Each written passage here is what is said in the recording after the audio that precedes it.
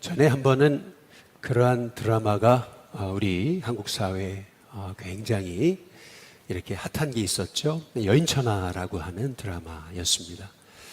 여인천하라고 하는 이 드라마는 소위 여성들의 혈투, 시기, 질투를 그린 그런 드라마였죠.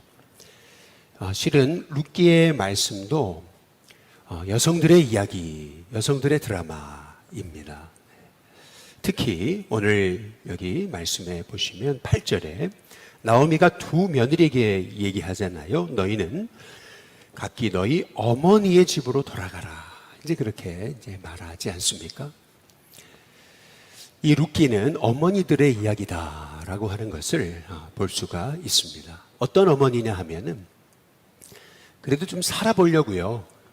인생의 흉년, 자기가 살던 유다 베들레헴에 흉년이 찾아오니까 당연히 사사 시대에 자기 소견에 오른 대로 행하다 보니 흉년이 오는 거잖아요. 그래도 좀 살아보겠다고 모압 땅으로 간 거잖아요. 몸부림을 쳐본 거거든요. 그 모압 땅에서 이방 땅이거든요. 그러니까 이방 땅에서 이 나오미, 엘리멜렉 그리고 그 자녀들이 얼마나 몸부림치며 살았겠느냐라는 것입니다. 우리가 예를 들어 일본으로 이민을 간다고 한다면 얼마나 천대와 서름 속에서 매일 투잡, 쓰리잡을 뛰면서 살아야 되겠느냐라고 하는 걸 생각해 본다면은 이 나오미의 인생, 이 어머니의 이야기는 살아보려고 몸부림친 그 여성들의 이야기이거든요. 그렇게 살아보려고 몸부림을 쳤어요. 그래서 두 아들도 며느리들을 맞이했습니다. 그러나 살아보려고 몸부림쳤던 그들의 인생의 결론은 남편이 죽었잖아요. 또 두 아들마저 죽어버렸어요.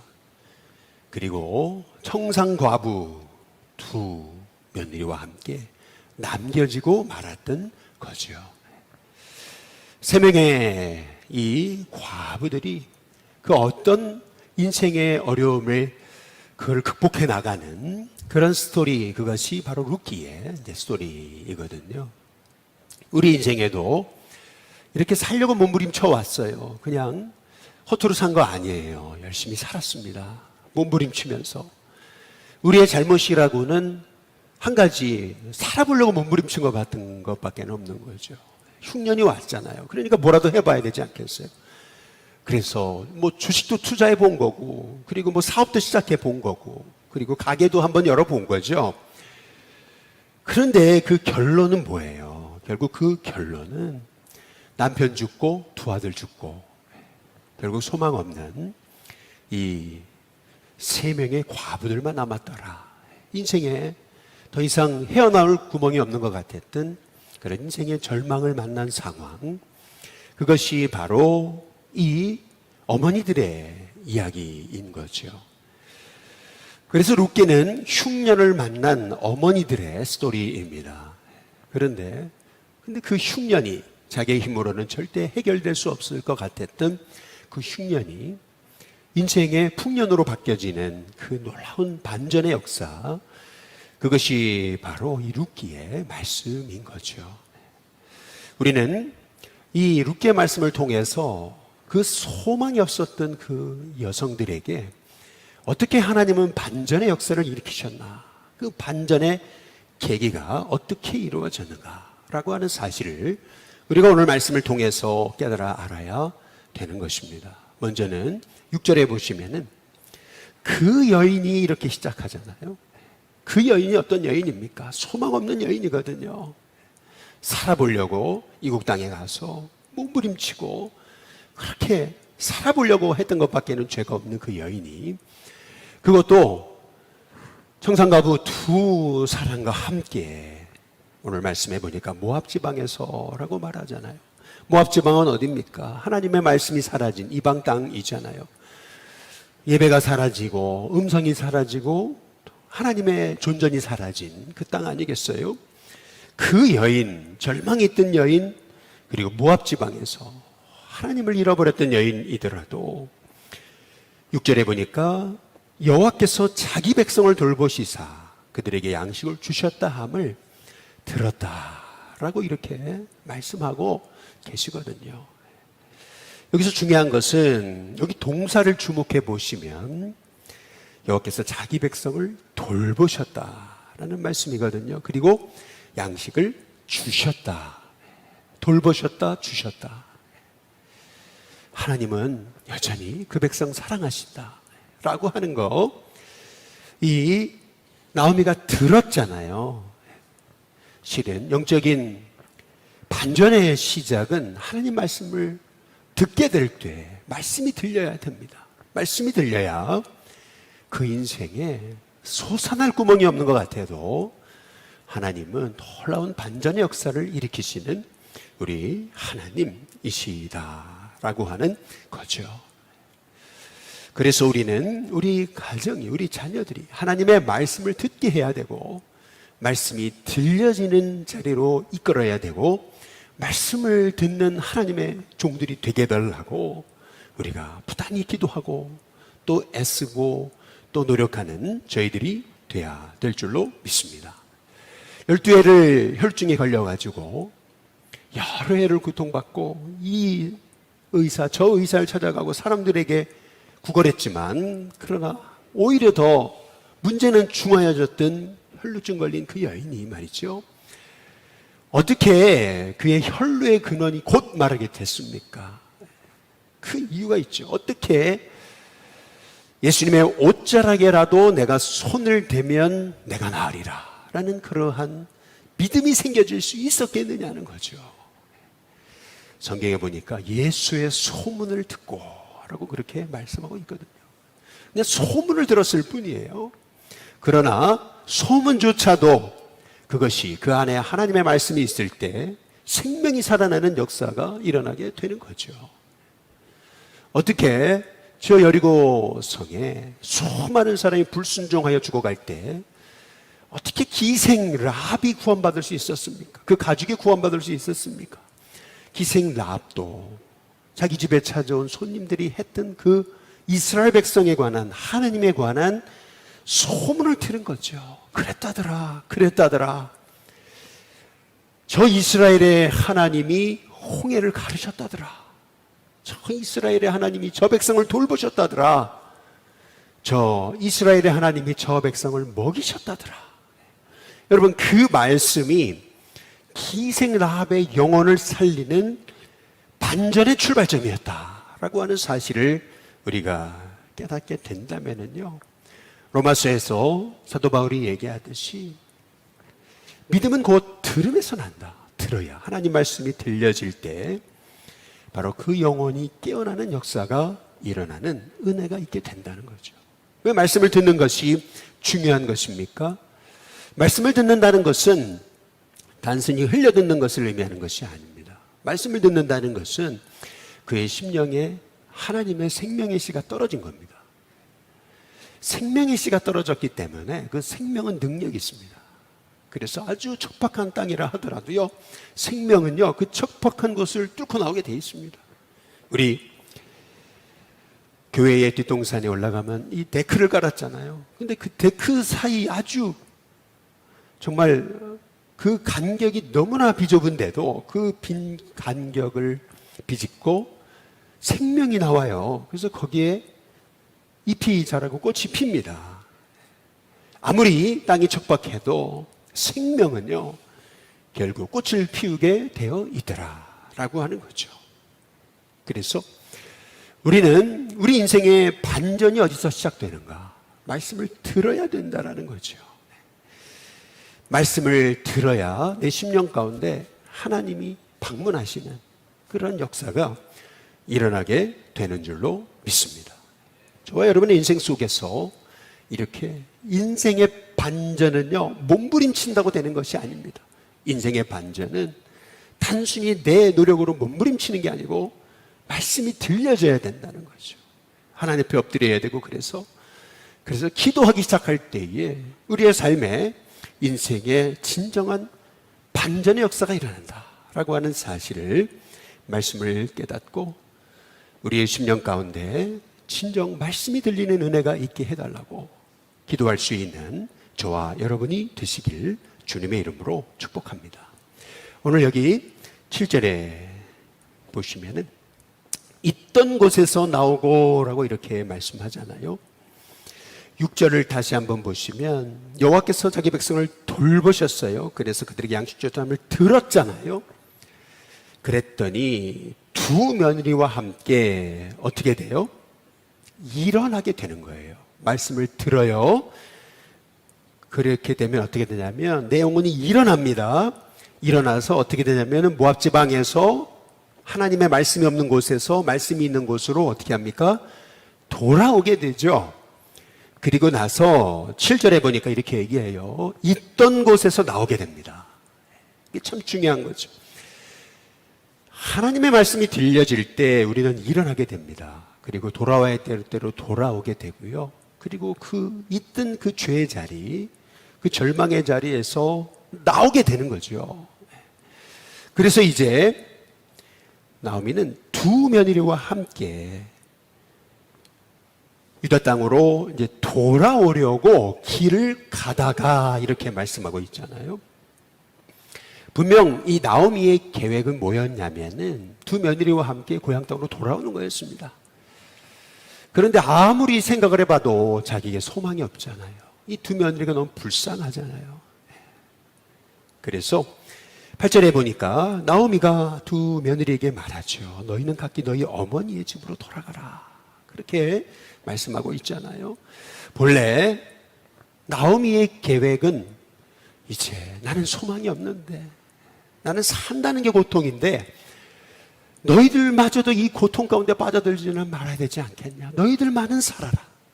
그래서 두 며느리를 자기 고향 땅으로 돌아보내려고 했던 거, 그것이 나오미의 계획이었습니다. 그런데 하나님의 역사는 어떻게 일어나는 거냐 하면은 나오미와 뜻과 다르게 역사하시더라. 하나님의 역사하시는 반전은 내 뜻과 다르다라고 하는 것을 볼 수가 있습니다. 오늘 여기 말씀에 보면은 이 나오미가 했던 말, 한 번은 너희 어머니의 집으로 돌아가라. 이제 그렇게 말하고 있잖아요. 왜 어머니의 집일까요? 어머니가 계시는 곳은 위로받는 곳이잖아요. 그리고 또다시 이 나오미가 뭐라고 그래요? 9절에 보니까 남편의 집에서 그렇게 얘기합니다. 어머니의 집, 남편의 집. 그러면서 뭐라 그래요? 9절에 위로받게 하시기를 원하노라. 무슨 말이죠? 하나님의 위로가 너희 가운데 있기를 원한다. 어느덧 나오미의 입술의 고백이요, 그의 마음에 하나님의 말씀이 들려지기 시작하니까, 그러니까 입술의 고백이 살짝 바뀌고 있습니다. 하나님의 위로가 너희 가운데 있기 원한다. 나는 너희를 축복할 수 없다.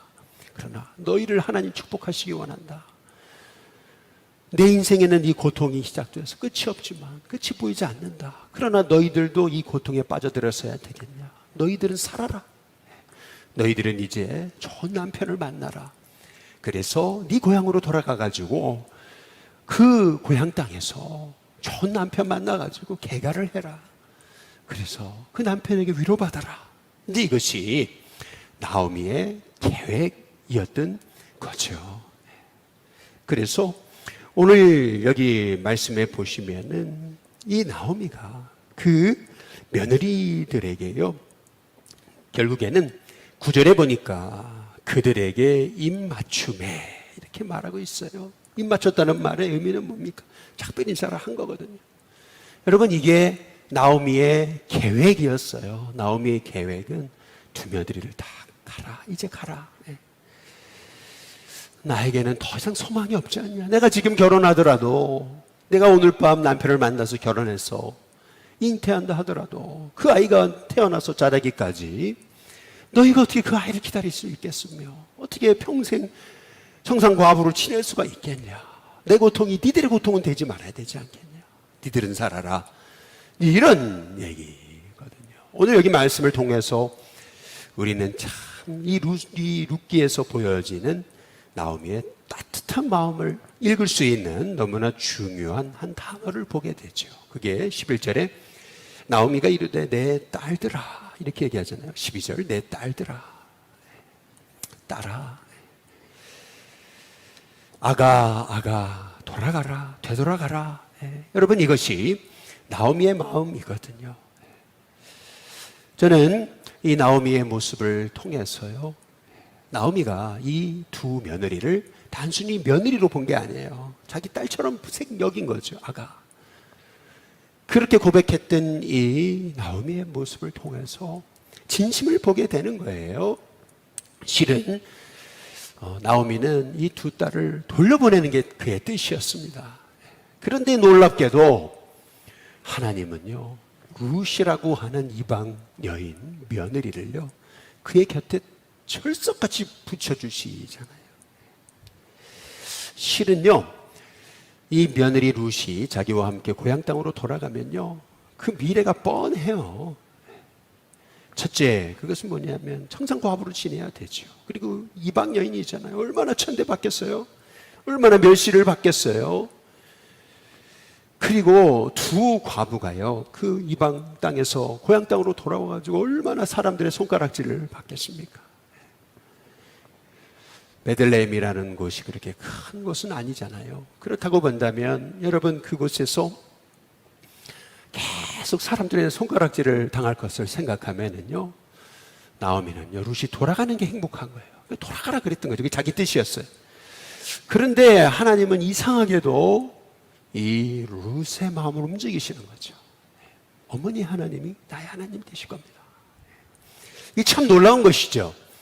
여러분, 이것은 단순히 그냥 룻이 참 정이 많고 그래도 사람의 의리가 있어가지고 그 소망 잃어버린 그러한 이 시어머니를 내가 끝까지 돌봐야지라고 하는 인간적인 인간적인 정이 아닙니다. 사사시대는 인간적인 인간적인 그 맹세를 지키려고 하다가 계속 문제가 생기잖아요. 그런데 룻기는 아니에요. 자기 의가 아니에요. 이건요, 하나님이 이 나오미의 인생에 룻을 통해서 하나님의 헤세드, 하나님의 인애, 하나님의 긍휼을 베푸시는 과정이죠. 그 소망 없는 그 시어머니를요, 오늘 여기 말씀해 보니까 어머니의 하나님이 나의 하나님이 되시고 어머니가 머무는 곳에 나도 머문다. 우리가 내일 함께 살펴볼 말씀이 아니겠어요?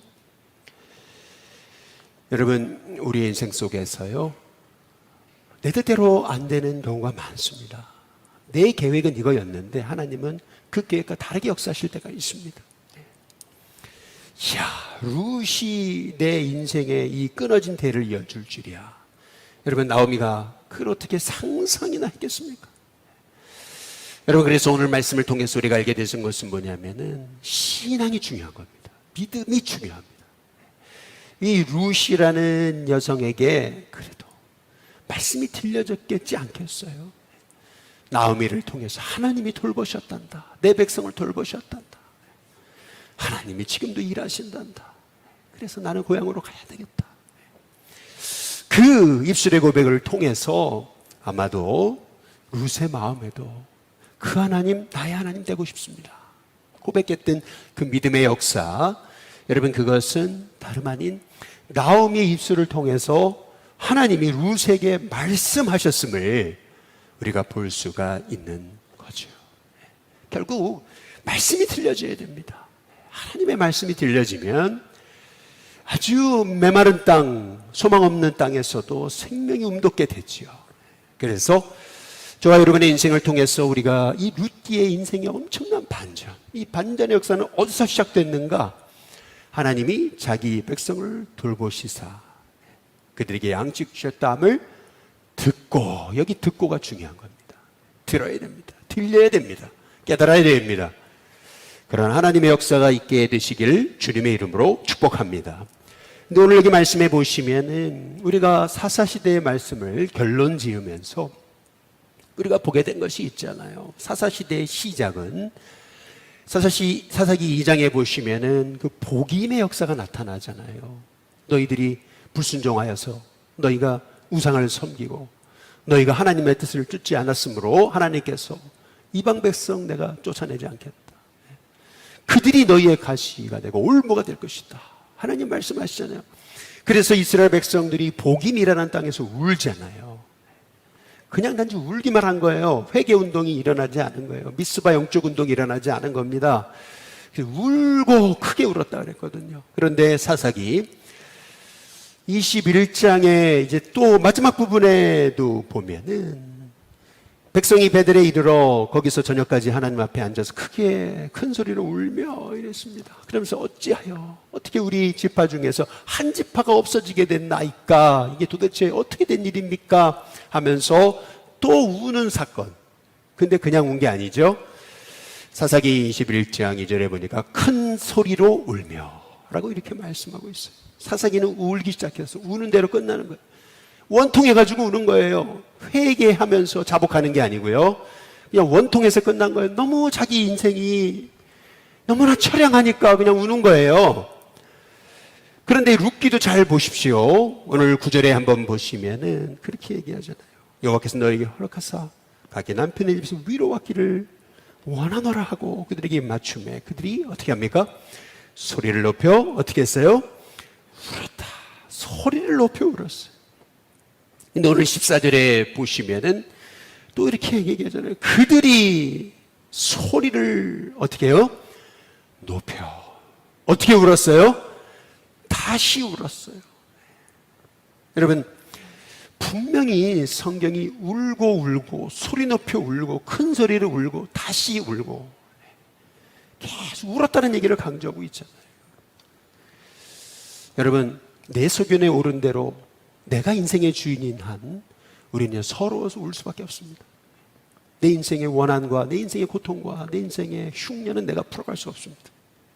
아니 어떻게 과부가 됐어요? 또 두 며느리는 청산 과부가 됐어요. 어떻게 그렇게 편견과 그렇게 차별이 심했던 그 땅의 그 사사시대에 딱 벌써 미움털이 박히니까요 베냐민을 죽여버리는데 한 지파를요 그냥 완전 다 거의 씨를 말려버려요. 이게 뭘 의미합니까? 집단 이기주의가 아니겠어요. 이게 사사시대거든요. 딱 자기에게 미움털이 박히면은요 끝난 거예요. 그런데요 이걸 어떻게 내 혼자 풀어가냐는, 어떻게 나오미 혼자 그 과부가 두 며느리와 함께 그것도 이방 여자들과 어떻게 고향 땅으로 돌아와가지고 거기서 어떻게 살아가요? 그렇잖아요. 예. 그러니까요 나오미는요 돌아가야 된다. 돌아가. 니들 불쌍해서 어떻게 하니? 나처럼 불쌍하게 살지를 말아야 되잖아. 아직 젊잖아. 그래 좋은 남자 만나. 좋은 사람 많아. 세상에는 얼마든지 남편의 집에서 위로받을 수 있어. 얼마든지 네 어머니 집에서 위로받을 수 있어. 여러분 내 딸들아 돌아갔으면 좋겠다. 여러분 이게 진심인 거예요. 그러니까요 오늘 말씀을 통해서 여기까지는 인간의 의예요. 여기까지는 인간의 딱 의예요. 거기까지는요 막 울기도 하고 막 소리 높이기도 하고 막 설득도 해보고 돌아가라 이것까지는 인간의 의예요. 그런데 놀랍죠. 하나님 어떻게 반전의 역사를 시작하십니까? 하나님의 반전의 역사는요 하나님이요 그 소망 없는 인생에 하나님의 은혜, 하나님의 햇새들을 베푸시는 거예요. 하나님의 인애, 하나님의 긍휼을 베푸시는 거죠. 저와 여러분의 인생에요 하나님의 은혜 없이는 설 수 없어요. 사사시대고 흑암의 시대고 하나님의 뜻이 사라진 것 같아도요 아니에요. 우리가요 말씀이 들려지고요 아 그렇구나 하나님 지금도 살아계시는구나. 그래서요 내 뜻 내려놓고요 내 뜻은요 다 보내는 거였어요. 두 며느리 다 보내는 거였죠. 근데 이상해요. 한 며느리가요 아니 소망 없는 나에게 어떻게 합니까? 오늘 14절에 보니까 이렇게 말씀하고 계시죠. 그들이 소리를 높여 다시 울더니 오르바는 그의 시어머니에게 입맞추되. 아니 이게 옳은 행동이에요. 사실은요 이게 정상적인 행동입니다. 그런데 룻은 그를 뭐라고요? 붓 쫓았더라. 히브리어로 다바크라고 하는 이 말은 철썩 달라붙어다. 이게 이 얘기입니다. 철썩 달라붙는데 아무리 떼내려고 그러는데 안 떼지는 걸 어떻게. 아기가요 떼놓고 가려고 그랬는데요 엄마 다리를 붙들고요 턱 달라붙는데요 그 아기를 어떻게 떼나요? 그렇지 않아요? 여러분, 오늘 말씀을 통해서 이게 다 은혜입니다. 내 계획은 보내는 거였는데 하나님은요, 그 룻을 나오미에게 붙여주시잖아요. 나오미를 붙여주시는 사건을 통해서 하나님께서는요, 한 위대한 가문이 일어나는 거예요. 그 위대한 가문이 뭐예요? 다윗의 가문이에요. 참 놀랍죠. 우리 생각과 달라요. 하나님의 계획은요. 언제든지 내 생각과 하나님의 생각은요, 땅과 하늘 차이. 그래서요, 우리는요, 우리가 사사기를 통해서 이제 룻기로 넘어오면서 똑같은 사사시대를 살고 있는 사람들의 모습을 보고 있는 거죠. 말씀이 안 들리니까요, 그러니까요, 자꾸 내 뜻을 고집하는 거예요. 그러나 말씀이 들리면은요, 내 뜻을 내어놓게 돼요. 그러면서 어떻게 되냐면은 붙잡아야 될 것을 붙잡는 거예요. 여러분, 우리가 붙잡아야 될 분은 오직 하나님이신 줄로 믿습니다. 말씀입니다. 예수님이세요. 공동체, 믿음의 공동체를 붙잡아야 되고요, 믿음의 사람을 붙잡아야 돼요. 룻이요, 자기 시어머니 붙잡잖아요. 아니, 뭐 나올 게 뭐가 있어요? 그런데요, 나올 게 없는 사람 붙잡는 거거든요. 이거는 인간의 계산이 아니에요. 하나님이 하신 거예요. 오히려 오르바가 어찌 보면은요, 굉장히 세상 물정하는 사람이죠. 그렇다고 오르바를 탓할 수도 없는 거예요. 사실은요, 오르바도 살아야죠. 그래서요, 유대 전통에 의하면은 오르바는 훗날 골리앗의 증조 할머니가 됐다, 이렇게 얘기합니다. 반면 여기 룻은 다윗의 증조 할머니가 됐다, 이제 이렇게 얘기를 합니다. 이게 만약에 사실이라면 얼마나 놀라운 대조예요. 한 사람은 골리앗의 증조 할머니고 한 사람은 다윗의 증조 할머니가 되고, 얼마나 놀라운 반전이고 얼마나 놀라운 대조입니까? 물론 이게 굉장히 편파적인 그러한 해석일 가능성이 큽니다. 그러나 그럼에도 불구하고 우리는 여기서 너무나 중요한 하나님의 음성을 듣게 되는 거죠. 그것이 사실이든 아니든 너무나 중요한 한 가지, 중요한 하나님의 음성을 듣게 되는 것입니다. 이렇게 소망 없는 인생이 어떻게 갑자기 반전의 역사를 이룰 수 있었는가? 오늘 성경이 말하는 거 있잖아요. 붙들어야 될 거를 붙잡아야 되는 겁니다. 무엇을 붙잡냐? 오늘 여기 성경에 보니까 그들이 소리를 높여 다시 울더니, 소리를 높여 울었다는 말이 무슨 말이에요? 더 이상 소망이 없는 거예요. 그런데 오르바는 그의 시어머니에게 맞추고 떠나요. 그러나 룻은 그를 붙잡습니다. 소망이 없는 그 자리에서도요, 하나님 붙잡으면은요, 그 인생은 다시 하나님이 일으켜 세우시는 은혜를 보게 될 줄로 믿습니다. 무엇을 붙드냐? 아무리 인생이 붙잡을 게 없는 것 같아도요, 무엇을 붙잡느냐라고 하는 것에 따라서 인생은 달라지고 맙니다. 우리는 사사기를 통해서 사사기의 끝은 원통함으로 끝났습니다. 또한 룻기의 시작도 원통함으로 시작됩니다. 원통해서 울고 우는 것이 사사시대의 모습이었죠.